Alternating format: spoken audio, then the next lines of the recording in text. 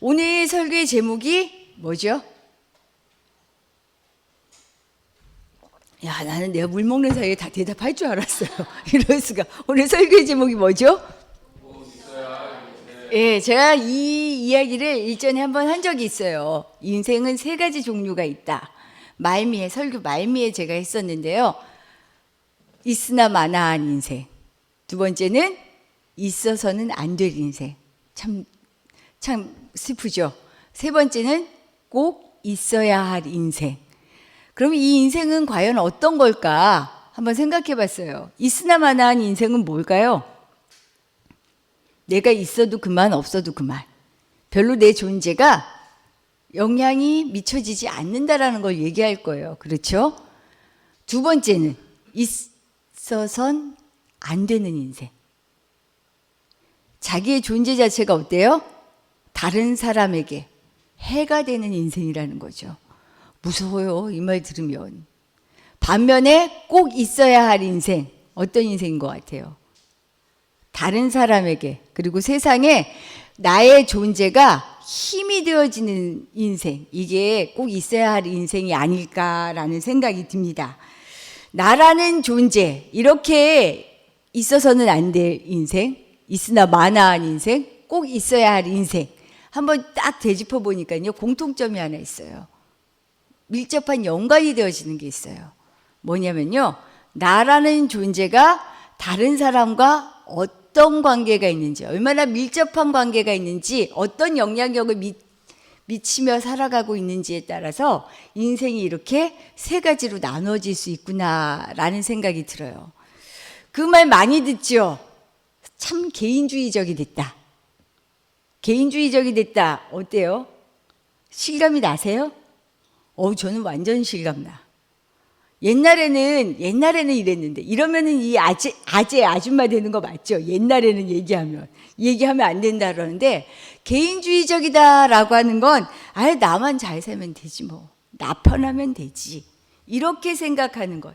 내 삶이 다른 사람하고는, 그닥 연관시켜서 생각하지 않는 것, 이런 게 아닌가. 그냥 다른 사람한테 패기치지 않고 나 살면 되지 라고 생각하는 거를 개인주의적이다라고도 볼 수 있을 것 같아요. 그렇게 다 정의할 수는 없지만, 이런 점에서 이 정도의 생각이라면요, 제가 생각해 보니까 그냥 잘 살면 있으나 마나한 인생 정도 되지 않을까 싶어요. 다른 사람들에게 큰 영향, 어떤 힘이 되어주기는 쉽지 않겠다라는 생각이 들더라고요. 그런데 사실 예수 믿는 사람들, 그리스도인들은요, 이렇게 보내진 사람들이 아닙니다. 우리 다 예수 믿는 거 맞지요? 아니, 순간 표정이 별로 그런 것 같아서. 우리 예수 믿는 사람 맞습니다. 우리 그리스도인이 맞아요. 우리는요, 혼자 잘 살라고 부르심을 받은 사람이 아니에요. 하나님께서는요, 예수 믿는 사람, 이 사람에게 뭐라고 얘기하시냐면요, 너희가 세상에서 좀 향기가 되라 라고 얘기해요. 어떤 향기냐? 고린도 후서에서는 이렇게 얘기합니다. 우리는 구원받은 사람들에게나 망하는 자들에게나 하나님 앞에서 그리스도의 향기니. 향기는 뭐예요? 딱 옆에 있으면 뭐예요? 냄새가 나는 거잖아. 어떤 사람은요, 어떤 냄새가 나요? 향수를 뿌리면 그 향수 냄새가 나요. 어떤 사람은 딱 가면 약간 쩔은 냄새가 나기도 해요. 자기가 그곳에 있는 곳에 따라서 무엇을 했느냐에 따라서 그 냄새가 달라지죠.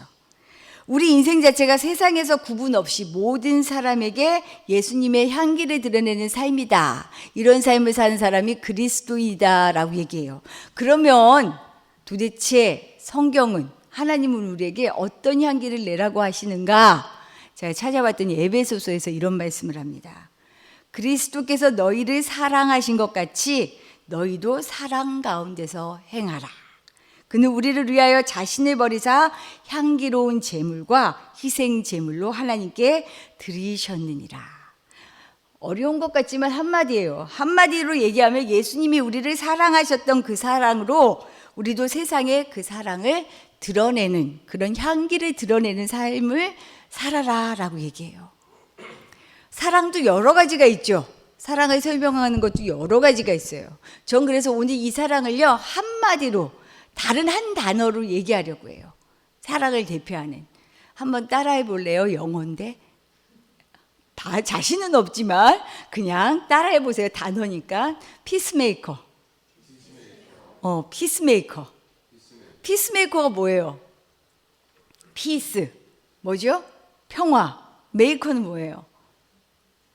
만드는 사람이잖아. 그쵸? 평화를 만드는 사람이에요. 피스메이커가 무슨 뜻인가? 영한사전을 찾아봤더니 중재인이다, 조정자다, 평화를 유지하는 도구다, 이렇게 나오더라고요. 그래서 제가 또 영영사전을 한번 찾아봤어요. 영영사전에서 오히려 더 쉽게 표현을 하고 있어요. Someone who tries to bring peace. 평화를 불러오는 사람, 평화를 만들어내는 사람, 이 사람을 피스메이커라 그래요.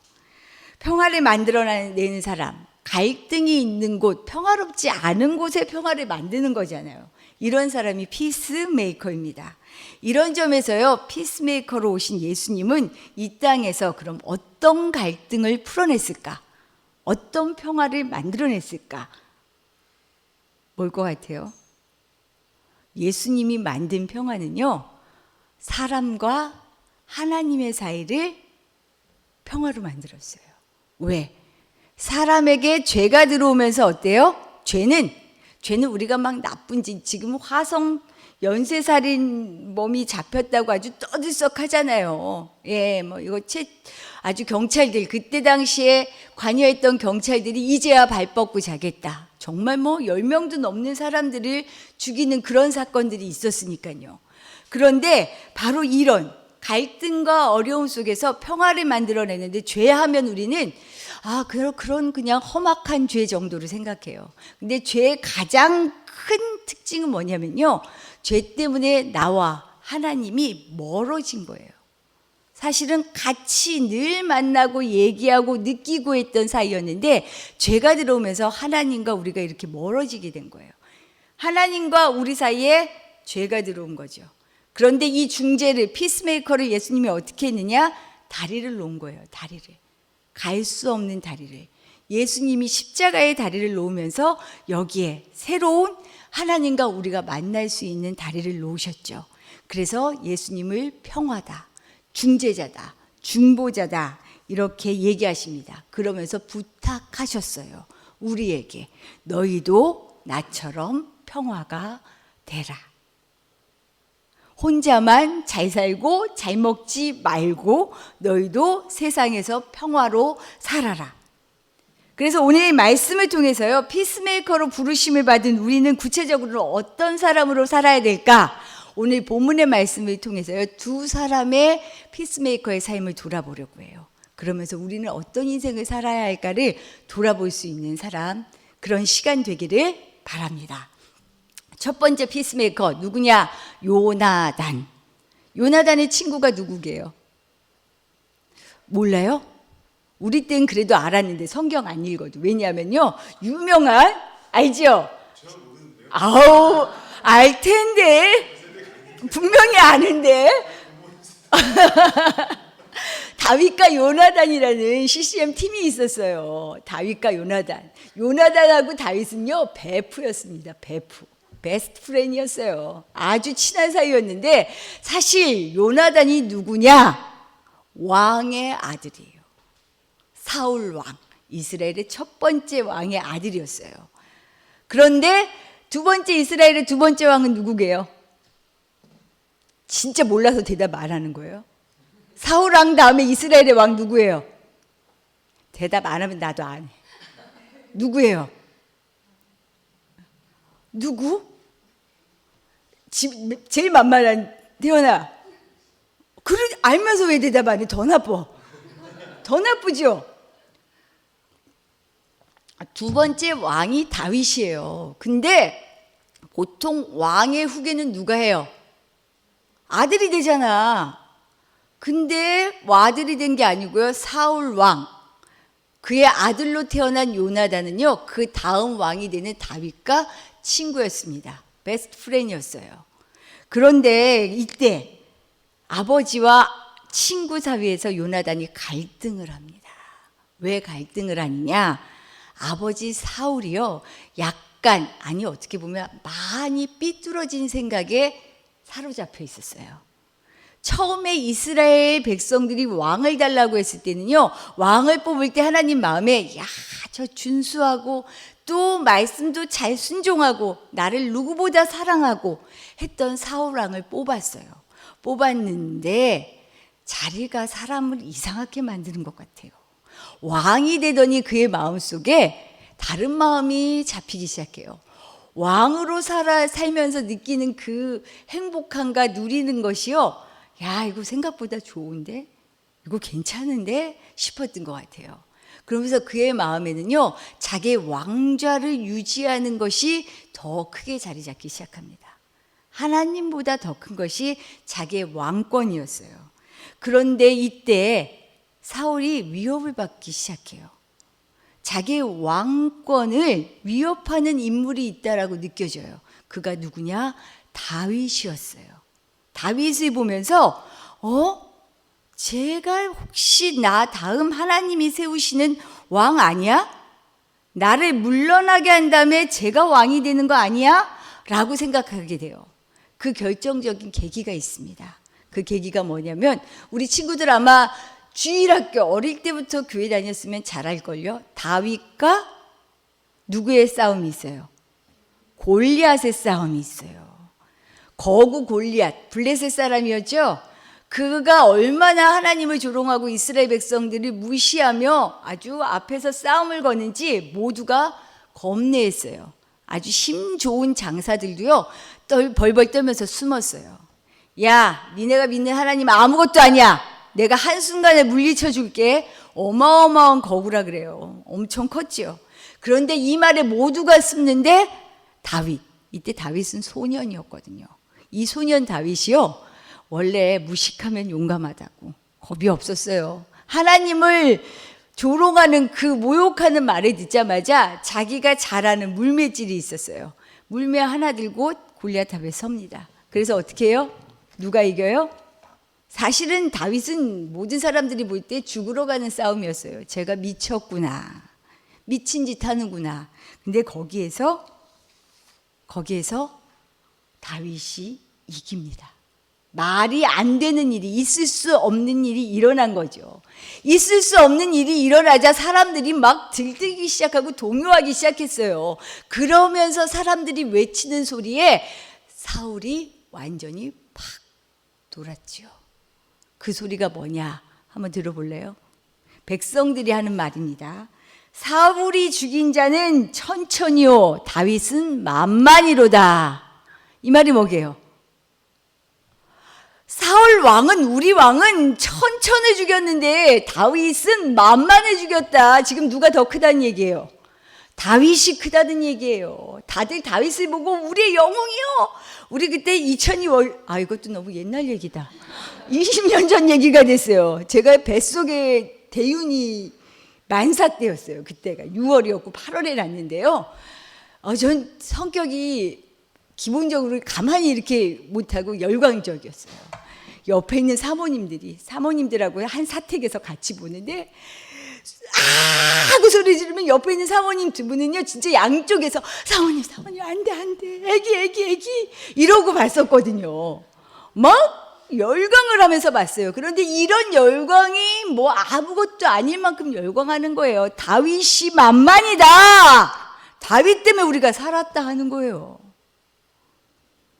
사울은 돌았어요. 정말 돌았어요.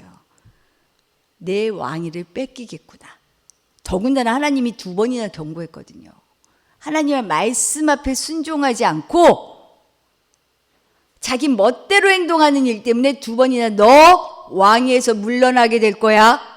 경고를 받았거든요. 진짜 이런 일이 벌어지겠네. 그러면서 결심합니다. 다윗을 죽여버려야겠다. 이런 상황에서요, 옆에 있던 신하들이 어떤 반응을 보이는지 한번 볼까요? 옆에 충성스러운 신하가 있었나 아니었나? 오늘 1절의 말씀입니다.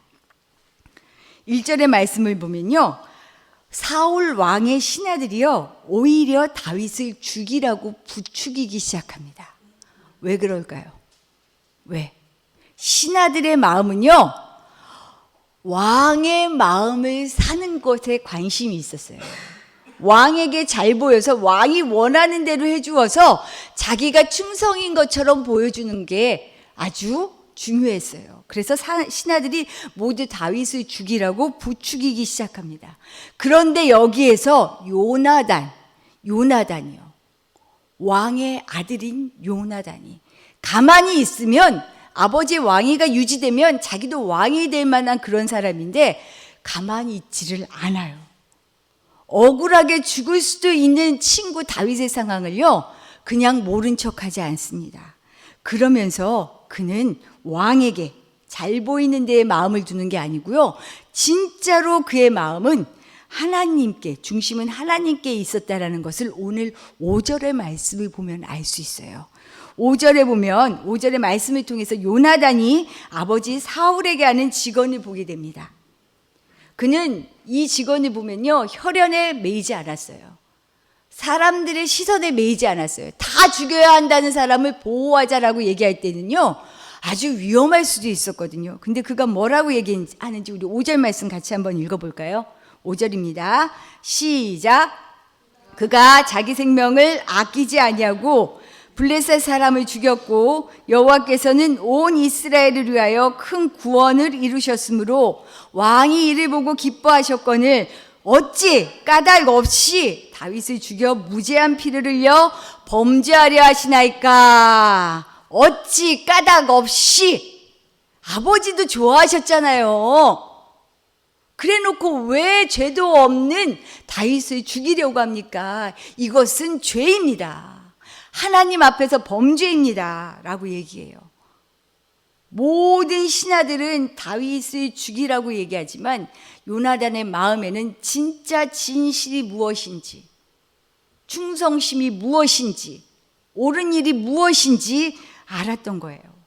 모두들 왕에게 잘 보이려고 하는 상황에도 진실이 드러나고자 애썼던 요나단의 모습을 지금 볼 수 있는 거죠. 요나단처럼요, 진심으로 하나님을 사랑하는 사람은 자기 행동의 기준을 사람들에게 두지 않습니다. 이거 잘 들어야 해요. 여론에 두지 않아요. 모든 사람이 옳다라고 한다고 그 옳은 길을 따르지 않아요. 믿음의 양심을 따라 움직여요. 진짜 진실이 무엇인지, 진리가 무엇인지를 따라간다는 거죠. 요나단이 지금 그렇게 행동하고 있어요. 죄가 가득한 이 땅에서 진실과 진리를 드러내는 사람, 이 사람이 바로 누구? 피스메이커입니다. 우리 그렇게 삽시다. 사람들이 다 간다고 우르르 몰려가지 말아요. 사람들이 이게 다 진짜야 해도 진짜가 아닌 것을 구분할 수 있는 눈을, 믿음을 가져야 돼요. 이게 그리스도인이에요. 이렇게 진실을 향하여, 진리를 향하여 나가는 피스메이커로 살아가시기를 축복합니다. 두 번째 피스메이커는요, 다윗이에요. 다윗. 자신을 위해 기꺼이 정말 피스메이커가 되어주었던 친구 요나단을 통해서 은혜와 사랑을 입었잖아요. 그렇죠? 이랬던 다윗이요, 이제는 자신이 받은 사랑과 은혜를 되돌려줍니다. 이처럼 피스메이커는요, 자신을 통해 다른 사람의 아픔을 치료하고 채워주는 사람입니다. 오늘 사건, 요나단이 다윗과 아버지 사이에 중재의 역할을 노력하고 무고하게 다윗이 죽지 않게 하려고 부단히 애를 써요. 오늘 사건은 그냥 그 첫 번째 얘기예요. 끝까지 애를 써요. 어떻게 하면 친구를 살려낼 수 있을까? 그런데 마지막은 좀 많이 슬퍼요. 요나단의 인생이 마치 새드 엔딩 같아요. 뭐냐면 아버지하고 전쟁이 났을 때 형제들과 아버지와 같이 전투에 나가는데 이 전투에서 사울 왕과 그 아들들이 한꺼번에 싹 다 죽어요. 그리고 난 다음에 왕이 된 사람이 누구라고요?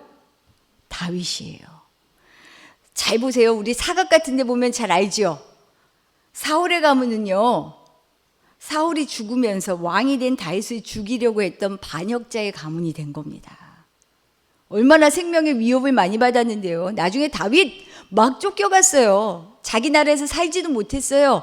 그리고 다른 나라 가서도요, 조마조마하면서 살았어요. 언제 내 생명이 누구에 의해서 죽을지 모른다. 사울이 보낸 사람 때문에. 그렇게 아주 위태위태한 인생을 살았거든요. 그러니 원수의 집안이에요. 그래서 사울의 가문은 그때 사울과 그의 아들들이 전투에서 다 죽으면서 반역자의 가문이 돼서 다 처단되었어요. 그러던 중에 훗날 다윗이요, 사울의 집에서 일하던 종한테 물어봅니다. 혹시 사울 가문에서 살아남은 자가 있느냐 물어봐요. 그런데 한 명이 있다는 거예요. 그 한 명이 누구냐면요, 요나단의 아들이에요. 이름은 무비보셋. 아들이 하나 있습니다. 그랬더니 다윗이 데려오라는 거예요. 그 아들이 데리고 와라. 데리고 왔는데 이 아들이 얼마나 떨었든지 얼마나 무서웠든지, 다윗 왕의 눈을 피해서 살았는데, 사울 가문이라면 죽을 수도 있으니까 조마조마 살았는데요, 뜻하지 않은 정말 엄청난 은혜를 입게 돼요. 뭐냐면 다윗이 어떤 지시를 내리냐면요, 사울 왕이 그 전에 갖고 있었던 밭을 모두 되돌려 주어라. 그리고 지금부터 밥 먹을 때마다, 내가 밥 먹을 때마다 왕자처럼 내 옆에서 꼭 같이 밥을 먹게 해주어라. 우리 그냥 지금은 그 정도구나 생각하는데요, 이 이야기를 듣고요, 무비보셋이 뭐라고 얘기하냐면요, 실제 사무엘하 9장 8절에서 나오는 말이에요. 이 표현이 진짜 적나라합니다. 뭐라고 얘기하느냐, 이 종이 무엇이기에 왕께서 죽은 개와 같은 나를 돌아보시나이까. 자기의 존재는요, 죽은 개와 같은 존재였어요. 아무것도 아닐 뿐만 아니라 차라리 잊지 말아야 될 인생을 살아가는 사람처럼 느꼈어요.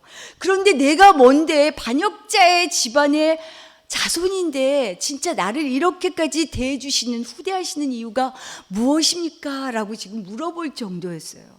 대단한 은혜를 입은 거죠. 자기 대신에 오히려 왕이 될 수도 있었던 친구의 진심 어린 사랑과 도움을 받은 다윗은요, 이제 자신이 받은 사랑을 되갚는 자리에 서게 됩니다. 은혜를 은혜로 알고요, 사랑을 사랑으로 알아서 자신의 삶을 다른 사람의 아픔을 치료해주고 세워주는 그런 인생을 살아가는 사람, 이 사람이 피스메이커예요. 다윗은 이런 사람이 되기로 마음먹은 거죠. 이렇게 살기로 작정한 거죠. 다윗은 사울 왕의 시기로 진짜 거친 인생을 살았습니다. 쫓겨가며 살았어요. 늘 생명의 위협을 받았어요. 아무 잘못도 없었는데 얼마나 억울했겠어요. 억울한 누명 쓰면 진짜 밤에 잠도 안 오죠. 여기가 얹혀 있는 것 같아요. 자다가도 막 깨요. 꿈에서도 억울해요. 이게 억울한 인생이에요. 인생을 지우고 싶을 만큼 아픈 시간이었어요, 다윗에게는. 그런데 그는 자신의 이런 아픔과 상처를, 여기를 좀 잘 들었으면 좋겠어요. 내가 다시 반복할게요. 이 부분이 아주 중요해요. 자신의 아픔과 상처, 지우고 싶은 기억들을요, 끌어안고 살지 않았어요. 오히려 아픔보다는 받은 사랑과 은혜를 기억하며 그 사랑을 나누는 삶을 살겠다라고 작정한 거예요. 멋지지 않아요? 진짜 멋지지 않아요? 나 이렇게 상처받았어. 나 이렇게 아파. 알지요. 아프고 상처받으면. 저는 제가 5남매 중에 넷째인데 남동생이 있는데, 제 남동생은 장남이고요, 저는 제가 막내라고 생각하며 살았어요. 그래서 남동생이 군대 갈 때 저한테 이런 거, 누나 나한테 오빠 하면 내가 돈 줄게 그러더라고요. 용돈 많이 받았다고. 할게요 안 할게요? 오빠 그러고 용돈 받았어요. 그렇게 근데 제가 이 얘기를 왜 했나 갑자기 생각이 안 나는데, 이렇게 자기가 살았던 인생에 대해서 아픔으로 기억하면서 살고, 난 상처받았어 이렇게 얘기하는 사람이 있지만, 저는 그렇게 얘기하고 싶어요. 알아. 충분히 아프지. 기억났어요. 그래서 전 막내 기질이 있어서요. 저는 약간만 아프잖아요. 그러면은 혼자 진짜 세상에서 나을 수 없는 병에 걸린 것처럼 우리 식구들이 다 듣도록 아프다 그래요. 어린 양을 많이 해요. 아픈 티를 많이 내요. 그런데 몸이 아플 때 그런 것도 그렇지만 마음이 아프고 상처가 있을 때 아파 표현해야죠. 근데 이 아프다는 표현을요, 내 인생의 전부로 끌어가면 오히려 나는 더 아파져요. 상처를 안고 살아가면요, 그 상처 속에서 헤어나오질 못해요. 그런데 내가 아픈 상처보다 나에게 좋은 기억, 내가 받은 은혜, 사랑을 기억하면요, 이 상처가 나도 모르게 아물어버리고 오히려 내가 사랑을 베풀면서 살아가는 인생으로 바뀌더라고요. 다윗이 그런 인생을 선택한 사람이에요. 설교를 이제 마무리하려고 하는데요. 마무리하기 이전에 제가 한 가지 영상, 한 2분이 채 안 되는 영상이에요. 제가 이 영상을 보면서 정말 누군지 알 것 같아요. 정말 가슴에 이렇게 많이 남았던 인물이에요. 영화배우예요. 안젤리나 졸리. 그의 인생이 참 많은 상처를 안고 살았어요. 방황도 했어요. 아픔도 있었어요. 그런데 자신의 상처를, 주제가 이거예요. 내가 쓸모 있는 인생이 되기 위하여 라는 주제로 자신의 삶의 이유를 바꿔간, 목적을 바꿔간 내용이 아주 간략하게 드러나는 영상인데 한번 잠깐 같이 보고 이야기를 하도록 할게요.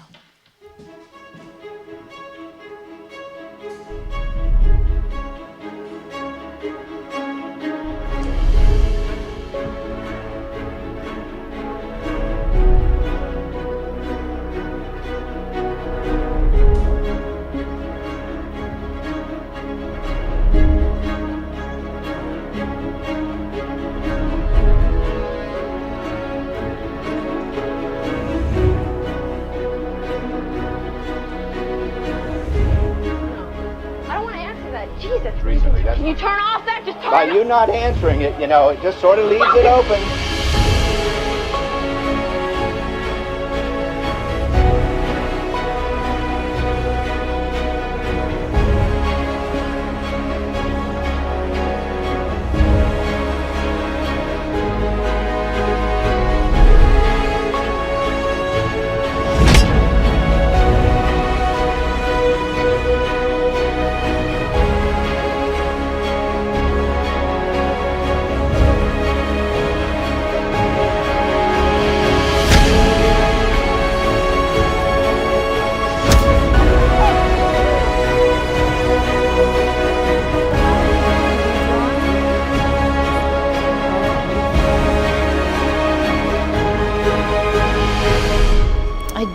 I don't understand that, but I will do as my mother asks, and I will do the best I can with this life to be of use. She'd be very proud. So thank you. 아픔과 상처, 그것 때문에 방황했던 인생. 그런데 아픔에 머무르지 않고 내가 삶의 이유가 무엇인가, 어떻게 살아야 하는가를 찾으며 생각하지 못했던 방향에서 삶의 의미를 찾게 된 이 배우를 보면서 그렇지. 내가 아픔을 끌어안는 한 나는 그 아픔에서 나올 수 없구나. 하지만 한 발짝 나와서 내가 받은 은혜, 내 인생을 돌아보면 나의 삶의 이유는 달라지는구나. 우리 친구들이 이렇게 쓸모 있는 인생을 살았으면 좋겠습니다. 꼭 있어야 할 인생으로 살아갈 수 있기를 바랍니다. 하나님은 그렇게 우리를 부르셨어요. 그 인생이 되기 위해서 애쓰고 기도하고 예배하는 이유가 여기 있음을 기억할 수 있는 우리 모두 되기를 축복합니다. 기도드리겠습니다.